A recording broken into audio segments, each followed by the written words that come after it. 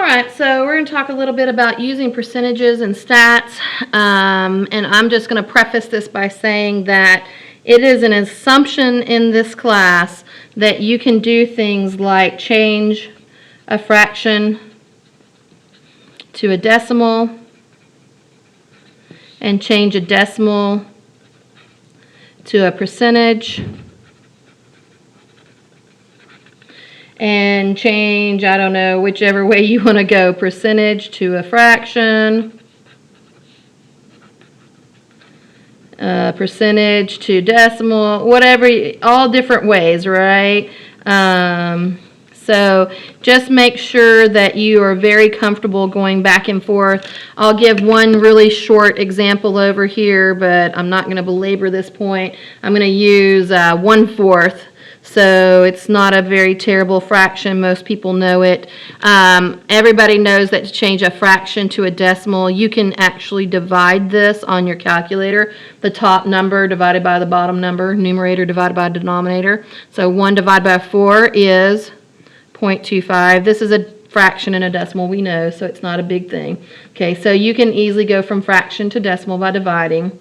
To go from decimal to percentage, we actually did this on the last video, and so we went 0.25 and we multiplied by 100, and that gives me 25%. So that is how I change it to a percent. To go from percent to fraction, 25% is, well, we always say percent means per 100, and per in the math world means divide, so 25 divided by 100. So I can reduce that down to 1/4, and now I'm basically back where I started, where I was worried about. I made a big loop here, right? So I'm back through the 1/4. And then the last one was, what if I wanted 25% as a decimal? Well, instead of going and putting it as a fraction or as a ratio here, I would just move the decimal place, right? The decimal is assumed to be on the right-hand side. I would move it to so 0.25 as a decimal, or if you're not sure about that, just realize when I went from decimal to percentage, I multiplied by 100, so to go the other way, I go 25 divided by 100, and that would give me 0.25. Okay? So as you work your way through that, make sure you can do that with lots of different percentages, but I'm going to assume, I know that's a bad word sometimes, but I will assume that everybody in this class has a pretty strong foundation with decimals, fractions, and percentages for stuff like that. So what we're going to do with it isn't really that involved. I'm just going to give you a couple of examples and then we'll move on.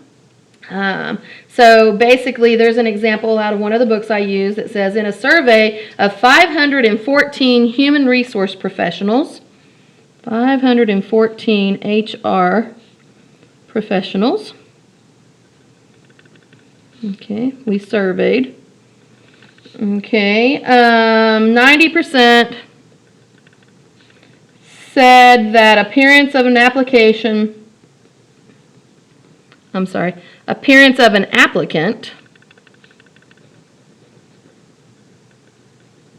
is important for a good first impression.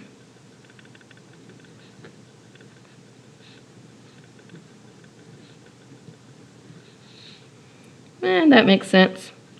So when you go to interview for a job, you don't want to go show up in your raggedy old blue jeans with a t-shirt with holes in it, right? That's not going to make a good impression if that's what you're going to wear for your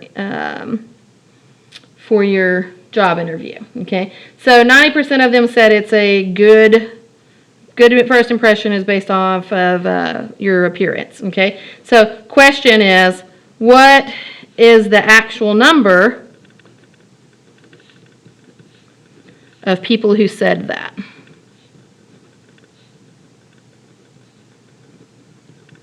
Okay, so you would need to do a tiny bit of mathematics for here. So you would want to take 90%. Here are the surveyed people. Here's my sample size, right? Okay, these are the people that were in my sample. I had 514. And I want to multiply that by 90%. So in general, what do? 514, you multiply it by, this is 90%. most of the time we'll go ahead and change that to a decimal. So 0.9, 90%, move it 2 decimal places, 0.9. And we'll figure out what that number is, and it's 463. That's the number I got whenever I did the math, okay? So just be aware of that. And then you'll start talking about, well, what is that as a fraction? 90%, 9 out of 10, right? 9 out of 10 professionals say blah, blah, blah, blah, blah.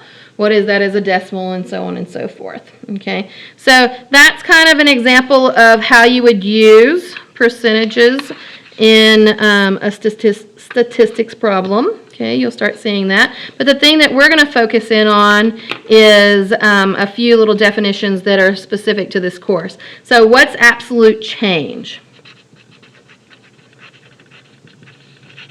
Okay, and what I want you to think about is it's got that word absolute in it, and we already talked about absolute errors, and this is going to work very much the same. So what we're looking for is the actual value plus or minus from the referenced value.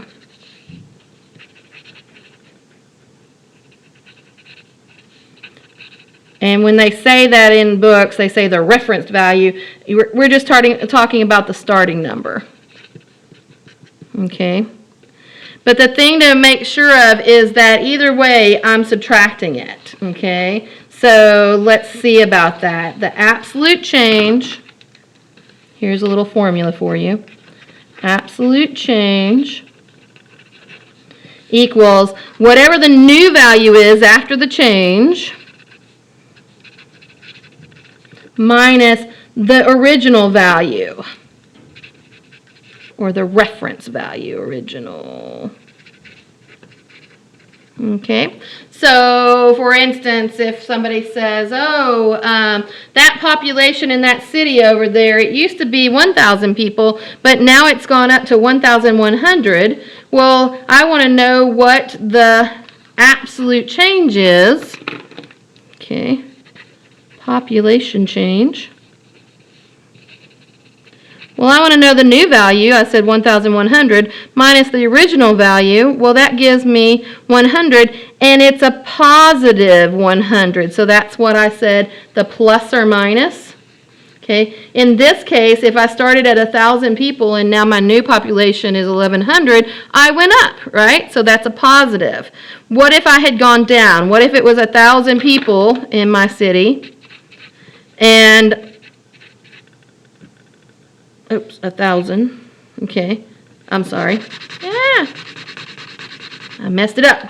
Okay, so what if it was 1,000 people and my new value is 900? Well, I take my new value minus the original, and I get a negative. And by the way, how did I know I did it wrong? Because I knew I wanted a negative because my value went down, right? So I was like, oops, I did it wrong. And that's what a lot of people do, is they'll actually go, oh, I want the bigger number first. That's not true. Sometimes I want the bigger number at the back because my value went down. My new value is lower than my old value, so I should have a negative answer here. So in this case, my population changed by negative 100, or it dropped by 100 people, okay? That's the absolute change. That's the real deal, okay? The real change. You could think of it that way. Real change. Okay, what really happened there? Okay? Now that's going to be different from whenever I do a relative change, right? So think about that. Think about the relative errors that we had before in the last section. And what do you think a relative change is going to be? Okay. Hopefully, I hear you say, Dr. Webster, that's going to be a percentage change or a ratio change. It's going to be a comparison, and that's exactly what we're looking at here. It's going to be a comparison. So here's an example, and I'll show you, I'll show you in a minute. Okay. So there's an estimated world population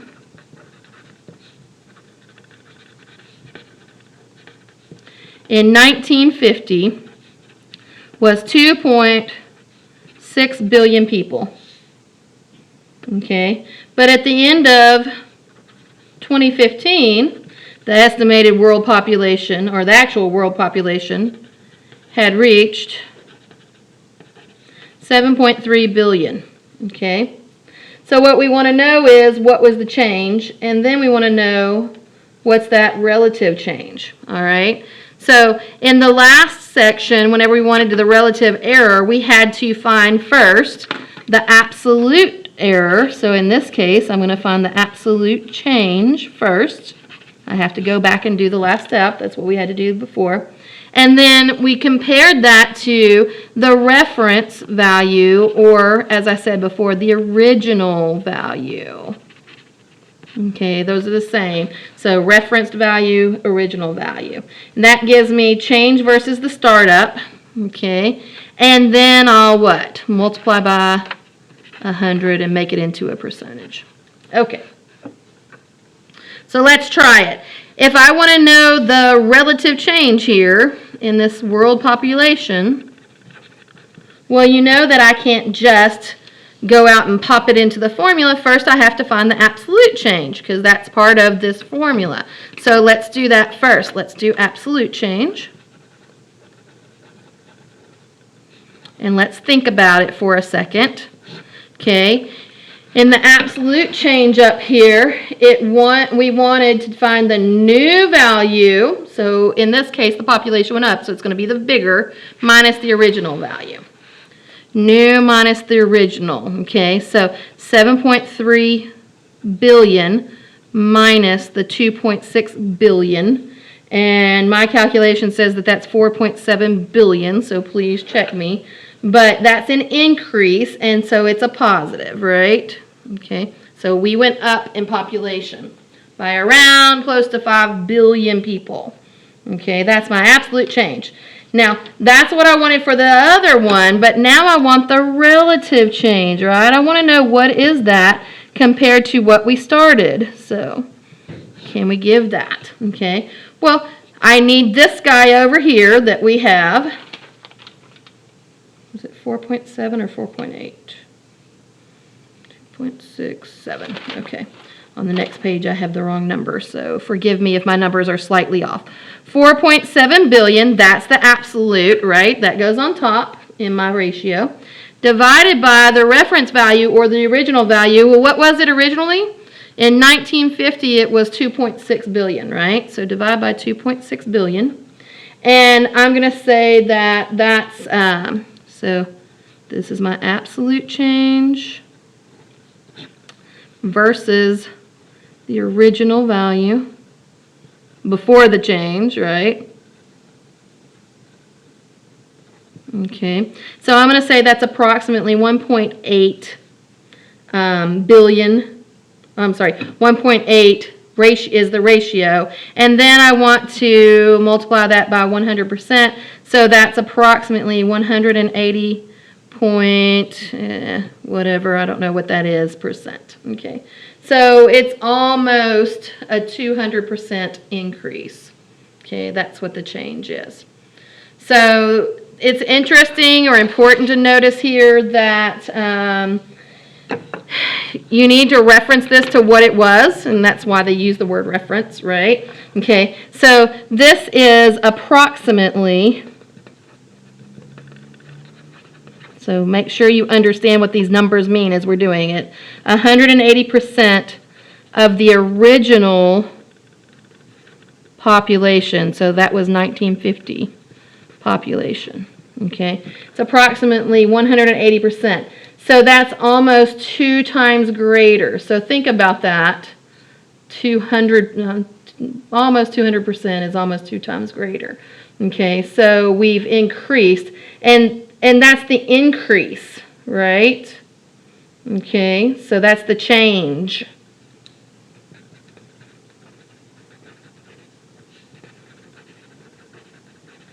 Okay, so that's not the percentage of the population, the original population, that's the increase. Okay, so remember that.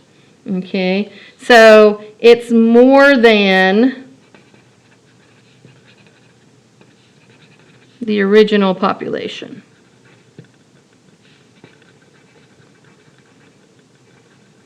Okay, So about 180% change is what we're talking about, and that's relative. And whenever you see that percentage or the comparison, the ratios and percentages, their comparisons, those we know are relative. Whenever we're talking about absolute numbers, and this goes for both the errors and the changes, this is real differences from the original. Okay, so whether it's 5 ounces more or 100 people extra, or we lost 100 people, the absolute is the real values, whereas the relative is the ratios and percentages. So somehow in your head, I would like for you to try to keep those two straight. And it happens for both errors and for changes. So changes in values and errors, both, we have absolute and relative, and you got to be able to keep them straight. Okay? So do what you need to make sure that you know the difference between absolute error or change and relative error or change. All right, that's it. Have a great day.